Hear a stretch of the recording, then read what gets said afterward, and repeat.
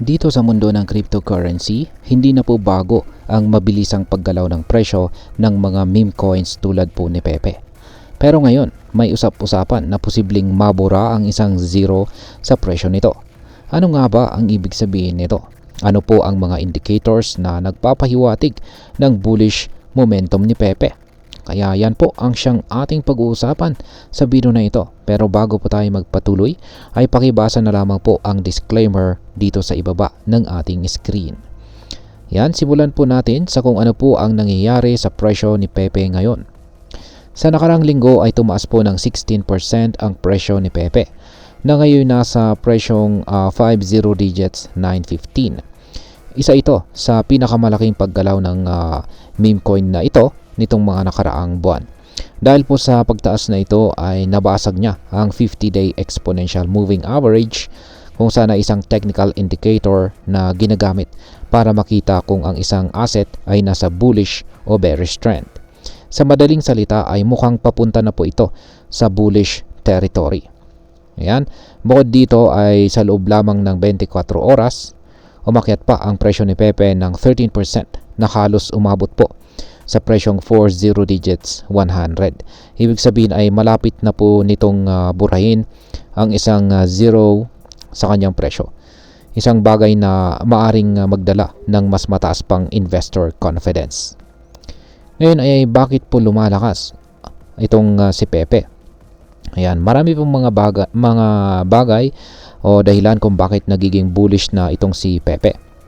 Una ay yung pagtaas kasi ng kanyang RSI.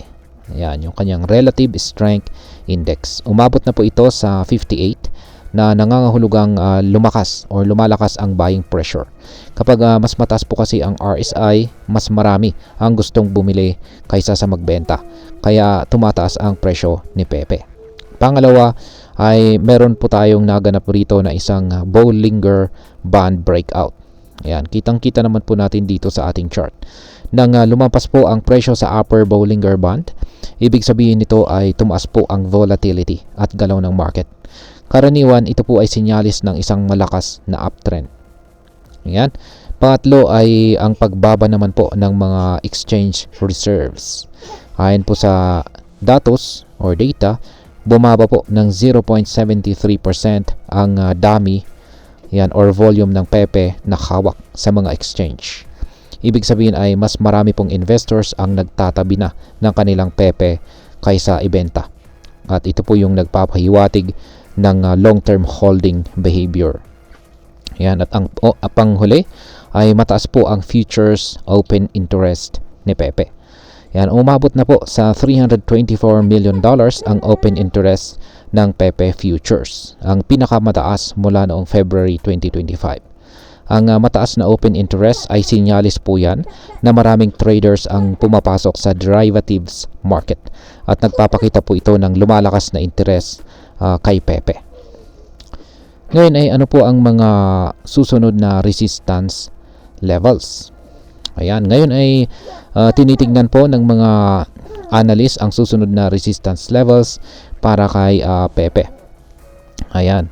Ang unang resistance level po rito ay ang nasa presyong 40 digits 1094. Ayan, kapag namasag po ito, posibleng umabot po si Pepe sa presyong 40 digits 1180 na dati nang naging support level. At maliban po dyan ay meron po siyang inverse head and shoulder pattern. Ayon po sa ilang eksperto, ang chart po ni Pepe ay nagpapakita ng isang inverse head and shoulders pattern kung saan ay isa po itong bullish signal na maaring magdala ng malaking rally. Kapag na-confirm po ang breakout, maaring makita natin ang isang 40 times rally. Ayan, 4 na pong beses na pag-angat sa kanyang presyo. Kaya napakataas po niyan. Sa ngayon, si Pepe po ay nagtitrade o naglalaro sa presyong 40 digits 8430. Tumaas po siya ng 5.59% sa nakaraang 24 oras. Ang trading volume po nito ay sumipa ng 96.50% na ngayon ay nasa $1 billion. Habang ang market cap naman nito ay umabot na po sa $3.54 billion. At ayan, bilang panghuli ay ano naman ang aking masasabi tungkol dito. Una ay mas mataas na kita para sa mga nakabili sa mas mababang presyo syempre. Kaya kung matagal ka na pong may holdings or nag-hold dito kay Pepe, malamang ay nakakaranas ka na ng magandang returns ngayon. Pangalawa ay mas marami pong oportunidad para sa mga short-term trader. Dahil po sa mataas na volatility ay maari pong kumita ang mga day traders sa price swings ni Pepe. Pangatlo ay meron pong mataas na risk para sa mga late investors. Tandaan na ang meme coins po ay notorious sa biglaang pagtaas at saka pagbaba ng presyo. Dapat ay maging maingat po tayo at lagi po tayong mag-research bago po tayo pumasok sa trade. Kaya iwasan po natin ang mag-FOMO. Panghuli ay ang posibleng epekto po ng kabuuang crypto market. Dahil sa lumalakas na po ang interest dito kay Pepe, maaring sumabay po ang ibang meme coins sa rally na maaring lumikha ng panibagong hype cycle sa crypto market. Sa kabuuan ay mukhang nasa bullish momentum po itong si Pepe at kung magpapatuloy po ito, posibleng ang mabura ang isang zero sa presyo nito. Gayunpaman, ang mga meme coins tulad po ni Pepe ay kilala sa pagiging high risk, high reward investments. Maaari pong lumipad ito pataas pero may posibilidad din po itong biglang bumagsak. Kung ikaw po ay isang crypto trader, siguraduhin meron ka pong risk management strategies.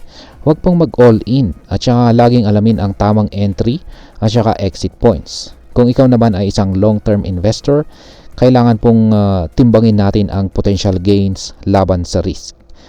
At ayan, hanggang dito na lamang po tayo sa video na ito mga ka-crypto. Marami pong salamat sa panonood. Ingat po tayo lagi at God bless po sa ating lahat.